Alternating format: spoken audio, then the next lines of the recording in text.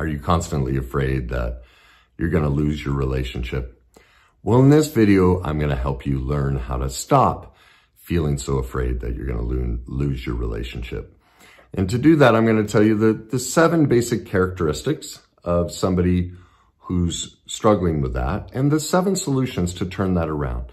Now, this has been coined many different things. There's, relationship insecurity, the anxious attachment style, relationship insecurity. But clinically, what this is called, just so you know, is love addiction. We kind of take terms and find ones that aren't so threatening. Don't worry. Look, everything we like in life is an addiction. If you like pizza, it's just a chemical addiction in your brain and body that draws you to repeat it. That's all it is. So first of all, don't shame yourself. Don't go, oh my God, I don't want to be a love addict.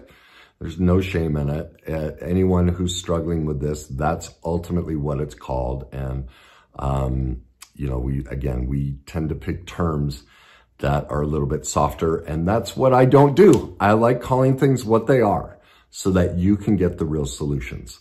Because if we don't call things what they are, we're never in reality. We can never get to the core solution. We can never identify the core problem. And so that's what's at heart here, something called love addiction. So what are the 7 characteristics of it? Well, how do we know that we have this relationship insecurity? Well, the first thing, the characteristic is overthinking. This was me.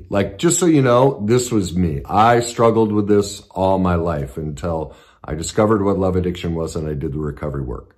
And I would do this nonstop. I would replay conversations, going over and over past arguments, looking at text messages, rereading them, thinking about the conversation, trying to decipher every little nuance of what they said. So that's characteristic number 1.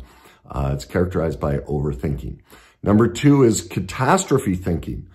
If there's a little, you're texting along or talking, then there's a little gap. Oh my God, it's instantly picturing and projecting that the relationship is over. So they're angry, they're upset, that something's wrong, you did something wrong. So it's characterized by constantly being afraid that something is wrong in the relationship. The third characteristic is needing constant reassurance. And this was me. I learned it from my mother. I can remember my mom. She was so adorable. She was such a love addict. But we'd be at Christmas dinner, I don't know, talking about politics or something. All of a sudden, my mom would just blurt out, how do I look in this dress? Well, and you wonder why I became a love addict. I had a mother who was one. So, that would be me. How do I look? Am I, is everything okay? Are you okay? That constant reassurance. The fourth characteristic is bringing the past into the current relationship. I would constantly critique, wait a minute, they just did that. Well, my last girlfriend or wife did this, that must mean. So it's this constant comparison because we're always trying to avoid this past hurt, but our behaviors, by being that hypervigilant, we're going to actually end the relationship by being too aware. All right. The fifth one is we give too much time and attention to the other person and too much power. We basically make them into a fantasy. Think of what we're doing with all of these characteristics. Our life depends on them. There's way too much focus and attention on them, not enough on ourselves. We will give up all of our interest. We don't like any space from them. We don't like to not hear from them. We have made them what's called our higher power. Our life and our comfort really depends on them. Number 6 is snooping, checking their phone, asking them where they're going, their emails. They're constantly wondering where they are, what they're doing, looking at their social media, their Snapchat, their Instagram. Pardon me, what are they posting? Wait a minute, I thought you said you were here, but I see on your Snapchat or your Instagram, you were doing this. That's the snooping aspect. Number 7, we only feel whole or happy if we're in a relationship. It completes us, all right? And people be desperate without one. So those are the 7 characteristics. Now let's get into the 7 solutions. The first step in this is acknowledge the truth. Our expectations are addictive in nature. we're demanding too much time and attention from the other person, and we've made them our higher power. We have to recognize this isn't love. Our expectations are not reasonable, that we have some recovery work to do in ourselves. And that's difficult. I mean, with any imperfection of ours, we always want it to be the other person. If they just do this stuff, I'd be fine. When the reality is we have to accept, I need to do some work. Okay, so that's solution number one. The second one is, the next three actually come from Alanon. They're the three gets. Get off their back, get out of their way, get on with their own life. So that's 2, 3, and 4. Get off their back means quit being so all over them, wondering what they're doing, checking up on them, snooping, overthinking about everything they do. Get off their back. Let them live their life. Quit paying so much attention to them. Number 2, get out of their way.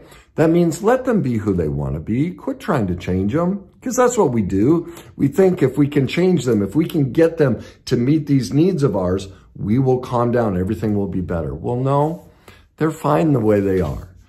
Now, obviously, there are people that are avoidance, which I'll talk about in another video. But in general, it's not our place to critique them and judge them and tell them who they have to be. Get out of their way. Finally, get on with your own life. This means instead of putting all our time and attention into them, put it into ourselves. Start pursuing our needs and wants. Start pursuing our family and friends again. Get on with our own life. Number 5 is self-esteem work, because our whole internal sense of security is based on them. And so we need to learn to value ourselves as an individual. And we do that by getting on with our own life. Number 6 is we need to develop boundaries. Now, this is difficult, okay? With boundaries, I want you to think of gas pedals. We talk too much, we share too much, we're too open, we're too vulnerable, we expect too much, and so we need to think of pulling, taking our foot off the accelerator and constantly being vested. Pull way back. Think of it this way. If our partner shares a little bit, is going about 8, 10 miles an hour, then we join them. We might try and advance to 12, 13 miles an hour. If they back off, we back off. And here's how you'll know when you're setting boundaries and you're doing this right. You should feel like you're cold, mean, distant, disinterested, and don't care. That you're selfish, that everything is way too quiet. You should be incredibly uncomfortable. When you're in that place, you'll know that you're no longer acting addictively or anxious, and you're acting appropriately, because our gas pedal is way to the floor. And so that's the key, is start feeling like, man, I am just cold, mean, disinterested, not involved in this relationship at all. That's when you'll know you're setting boundaries. You'll get used to that, and things will get better. And finally, all of this comes from childhood abandonment. We were abandoned drastically in childhood. And the only way to overcome this is work with an expert on how to heal it. I would also encourage you to pick up Pia Melody's Facing Love Addictions for you to learn about all of this, and her book, Facing Codependence. And then Beverly Engel's The Emotionally Abusive Relationship, so you can get into reality about how abandoned you were in childhood.